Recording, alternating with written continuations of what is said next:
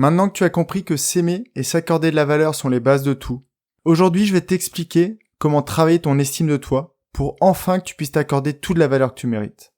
Je t'assure que si tu passes à l'action et que tu réalises les exercices très simples que je vais te proposer, ici dans la newsletter, tu accepteras beaucoup plus facilement les compliments, les critiques ne te feront plus si mal, tu oseras tenter plein de nouvelles expériences et tu auras aussi beaucoup plus envie de t'exprimer, même si ton avis est complètement différent de celui des autres. Dit comme ça fait un peu magique, mais je peux t'assurer que tout ça est possible. Salut à toi et bienvenue sur le podcast Dépasse-toi. Je suis Sylvain Viens et je partage avec toi le fruit de mes lectures et de mes réflexions pour t'aider à atteindre une vie plus riche et épanouie.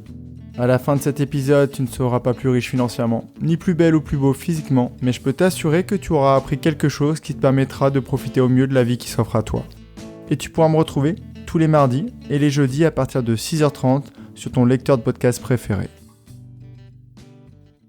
Donc aujourd'hui, comme promis mardi dernier, je vais te proposer des exercices pour travailler cette estime. Le premier exercice que je vais te proposer, c'est de créer des affirmations positives sur ce sujet. Tu ne peux pas simplement te dire « j'ai de la valeur, j'ai de la valeur, j'ai de la valeur » et de le répéter à longueur de journée, ça va malheureusement pas fonctionner. Il faut que ces affirmations soient au présent, soient suffisamment précises et surtout qu'elles soient tournées de manière positive. Car le cerveau ne comprend pas la négation. Si je te dis « ne pense pas à cette tomate », je peux t'assurer, et mettre quasi mon bras à couper, que tu y as pensé. Je te rappelle que l'estime que tu as de toi, c'est la valeur globale de toutes les estimes que tu te donnes dans les différentes sphères de ta vie. Familiale, personnelle, amicale, professionnelle et amoureuse. Essaye d'identifier quelles sont les sphères qui en ont le plus besoin. Par exemple, si tu as peu d'estime de toi en tant que papa ou maman, il serait souhaitable que tu te crées des affirmations positives dans ce domaine. Par exemple, je suis une maman très bienveillante. Je choisis toujours les bonnes phrases à dire à mon enfant. Si par exemple, ton problème se situe plutôt dans la sphère amicale et tu considères qu'en tant qu'ami tu n'as pas une grande valeur, tu peux par exemple te dire « Je prends régulièrement des nouvelles de mes amis. » Et je suis sûr qu'en disant cette phrase, tu as déjà pensé à un ami et ça va te donner envie de l'appeler. Si par exemple c'est dans la sphère professionnelle que tu considères que tu n'es pas très bon, tu peux créer des affirmations dans ce domaine-là. Tous les jours, je me soucie du bien-être de mes collègues. Dès que je peux, je leur donne des coups de main. Cette phrase va résonner en toi et la prochaine fois que tu vas ressentir un besoin chez un collègue, tu vas aller le voir et tu vas lui proposer ton aide. Comme j'ai dit dans un précédent épisode, pour moi il n'y a vraiment rien de magique. C'est comme quand tu formalises tes projets par écrit. Ça permet à ton cerveau d'en prendre conscience et de commencer à travailler sur ces sujets. Le fait de faire cet exercice, ça va donc convaincre ton cerveau que tu es très capable de faire ce genre de choses. Il va tellement y croire que tu vas les faire et en plus tu vas te rendre compte de la valeur que tu as dans ces différents domaines. Le deuxième exercice que je veux te proposer, c'est tout simplement d'identifier tes compétences dans les différentes sphères qu'on a abordées. Même si ton estime de toi est relativement faible, si tu te mets devant une feuille, tu vas réussir à le faire et tu vas donc te rendre compte que tu as de la valeur dans beaucoup de domaines. Je te l'ai dit aussi précédemment, il est plus facile d'augmenter certaines des compétences déjà présentes chez nous plutôt que d'essayer de corriger ou de travailler des compétences qui sont inexistantes. Focalise-toi sur tes points forts et essaye de les mettre en pratique le plus souvent possible. Si par exemple l'une de tes qualités est la créativité, propose des ateliers créatifs à tes enfants. Si ta qualité c'est l'écriture, propose peut-être à tes collègues entre midi et 2 de faire des ateliers d'écriture. Si un de tes dons c'est de combiner les épices et les légumes, invite tes amis et propose-leur des plats végétariens. L'idée derrière tout ça, c'est que tu pratiques des activités que tu gères, dans lesquelles tu te sens bien et dans lesquelles tu sais que tu es compétente. Attention, je ne te dis pas d'éviter tout ce que tu n'arrives pas à faire, mais tu peux le travailler à côté. Si par exemple tu es quelqu'un de timide et qui n'ose pas parler en réunion, c'est quelque chose que tu peux travailler chez toi tout seul devant un miroir. Et quand tu considéreras que ton niveau est suffisant, tu auras beaucoup moins de mal à parler en réunion et à exprimer tes propres idées. Tu considéreras alors qu'elles ont plus de valeur, ou tout au moins autant de valeur que celles de tes collègues. Le troisième exercice que je te propose, c'est tout simplement d'apprendre à accepter des compliments. C'est malheureux à dire, mais c'est souvent les personnes qui ont le plus besoin de ces compliments qui sont le plus résistants et le moins réceptifs à ces paroles positives. Quelqu'un qui a une bonne estime d'elle-même peut s'entendre dire sans aucun problème « ton travail est très bon et tu mérites cette récompense ». Si jamais la personne qui reçoit ce compliment a une très faible estime d'elle-même, elle ne va même pas y croire et elle va tout simplement se dire que ce compliment lui a été adressé parce que la personne en face d'elle l'apprécie ou simplement a pitié d'elle.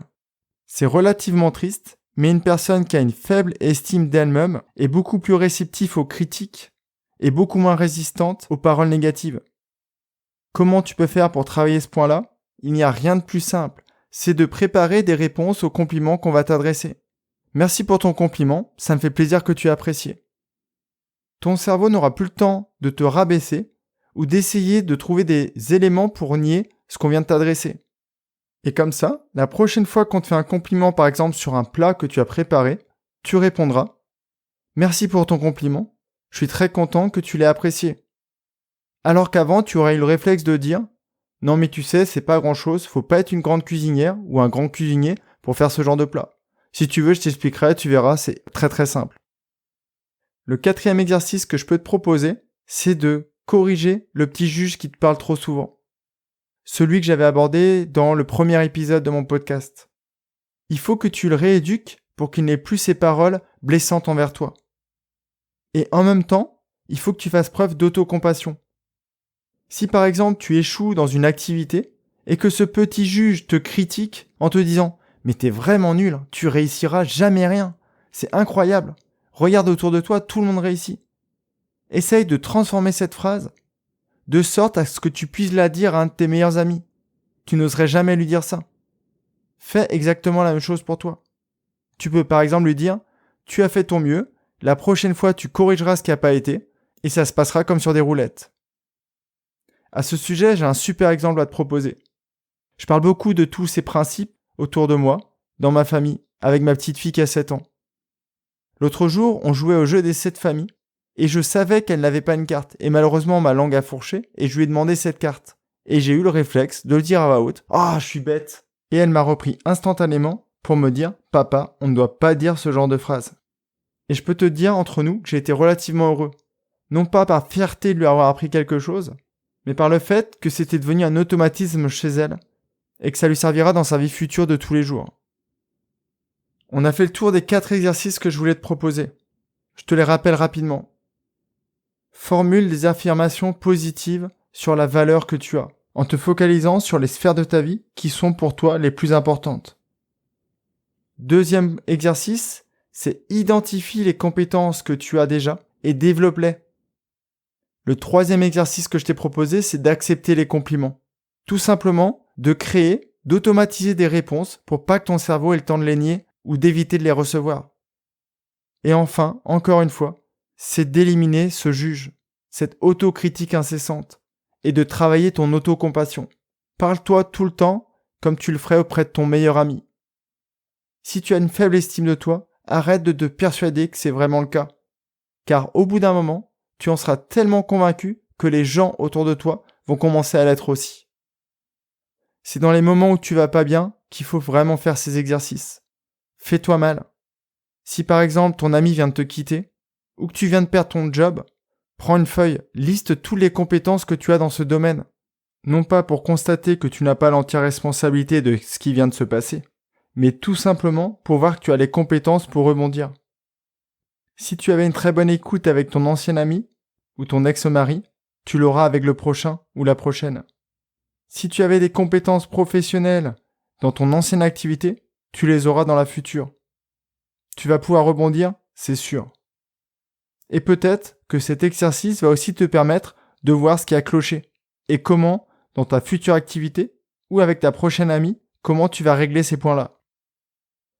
J'espère vraiment que cette série de 2 épisodes t'a été très profitable. Que tu aies déjà une forte estime de toi ou que tu en aies une très faible. N'hésite pas à revenir sur ces exercices et à les reproduire, à les répéter. Et surtout, si autour de toi, tu as des gens dont tu as senti qu'ils avaient une très faible estime d'eux-mêmes, n'hésite pas à les valoriser. Il y aura un double effet sur toi. D'un côté, tu vas exprimer ta gratitude et ça va te rendre heureux. Et dans un deuxième temps, tu vas valoriser les personnes. Et ça va leur permettre peut-être de redorer un peu leur blason et d'avoir une meilleure estime d'eux-mêmes, de se rendre compte vraiment de la valeur qu'ils ont à tes yeux. Et comme je te le disais la semaine dernière, c'est un sujet qui est très sensible. Mais si tu penses que les petits exercices que je t'ai proposés pourraient aider quelqu'un de ton entourage, n'hésite vraiment pas à lui en parler. La semaine prochaine, sois bien au rendez-vous. On va parler d'addiction digitale. Je vais te montrer comment les mastodontes de ce domaine nous volent notre temps et notre attention. Et surtout, je vais aborder avec toi tous les problèmes que ça nous cause et que ça va causer pour les générations futures. En attendant, je te souhaite une très belle journée, prends bien soin de toi et à très vite pour le prochain épisode.